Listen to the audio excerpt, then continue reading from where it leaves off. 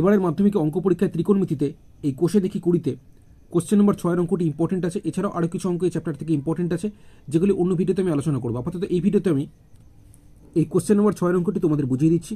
তো কোশ্চেন এখানে বলেছি দুটি কোণের সমষ্টি 135 ডিগ্রি এবং তাদের অন্তর π/12 হলে কোণ দুটির ষষ্ঠিক ও বৃত্তীয় মান হিসাব করে লিখি। তো এই কোশ্চেনটি আমি খাতায় এখানে লিখে নিয়েছি। কোশ্চেনে দুটি কোণের সমষ্টি বলে দিয়েছে কত 135 ডিগ্রি এবং ওই দুটি কোণের অন্তর বলে দিয়েছে কত π/12। এখানে এই পাই রেডিয়ান মানে হচ্ছে 180 ডিগ্রি বাই কত 12 আছে। 12 দিয়ে যদি 180 ডিগ্রিকে ভাগ করো অথবা কাটাকুটি করো তাহলে কত হবে 15 ডিগ্রি। তাহলে দুটি কোণের অন্তর কত পাচ্ছে 15 ডিগ্রি।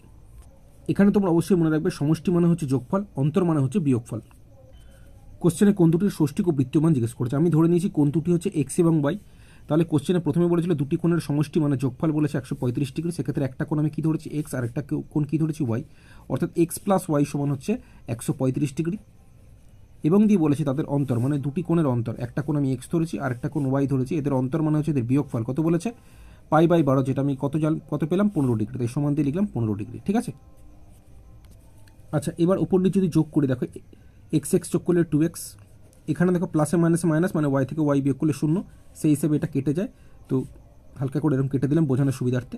আচ্ছা, সমান এখানে 135 সাথে 15 যোগ হবে, 15 যোগ করলে কত হবে 150 ডিগ্রি। তো পরীক্ষার সময় এখানে এরকম কাটার দরকার নেই, ঠিক আছে, আমি জাস্ট বোঝানোর জন্য কেটেছি। ঠিক আছে।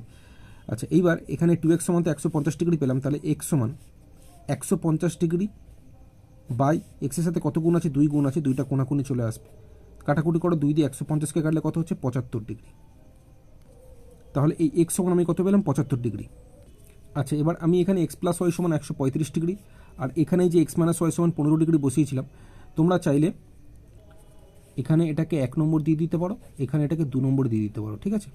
তাহলে এই x সমান 75 ডিগ্রি তুমি একেও বসাতে পারো, সেক্ষেত্রে ওয়াইয়ের মান পেয়ে যাবে, অথবা চাইলে 2 নম্বরে এক্সের জায়গাতে 75 ডিগ্রি বসালে ওয়াইয়ের মানটা পাবে। ঠিক আছে। তো আমি এখানে এই 1 নম্বরেই x সমান 75 ডিগ্রি বসাচ্ছি। ঠিক আছে। তো এক্সের জায়গায় যদি 75 ডিগ্রি বসিয়ে দিলাম, প্লাস তারপর কি আছে ওয়াই আছে, ওয়াই লিখলাম, সমান কি আছে 135 ডিগ্রি আছে, 135 ডিগ্রি লিখলাম।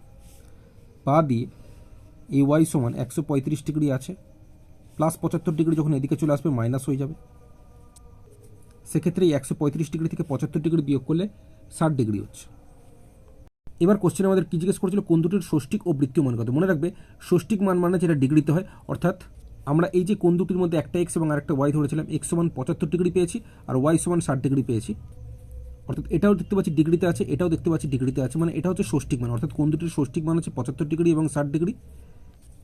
এবার কোশ্চেন এখানে কি জিজ্ঞেস করেছে কোণ দুটির বৃত্তীয় মান কত। ষষ্ঠিক মান তো আমরা বের করে নিয়েছি যেটা ডিগ্রিতে বেরিয়েছে, তো তার সাহায্যে আমরা বৃত্তীয় মানটা বের করতে পারবো।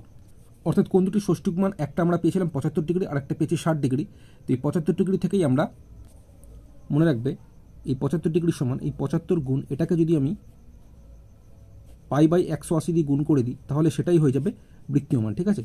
তো এখানে এই 75 এবং 180কে আমি একেবারে 15 দিয়ে কাটছি, তো 15 5 75 আর 15 12 গুণ করলে 180। ঠিক আছে। তাহলে এখানে বৃত্তীয় মান হচ্ছে 5π/12। একইভাবে আরেকটা কোণ যেটা আমরা ডিগ্রিতে পেয়েছিলাম 60 ডিগ্রি, তো এটাকেও আমরা একইভাবে এই π/180 দিয়ে গুণ করবো, সেক্ষেত্রে 60 গুণ এই π/180 দিয়ে যদি গুণ করে দেখো 60 3 180, তাহলে এখানে বৃত্তীয় মান পেলাম π/3। তাহলে কোণ দুটির ষষ্ঠিক মান আমরা কি পেলাম 75 ডিগ্রি ও 60 ডিগ্রি এবং কোণ দুটির বৃত্তীয় মান আমরা পেলাম এটা। ঠিক আছে।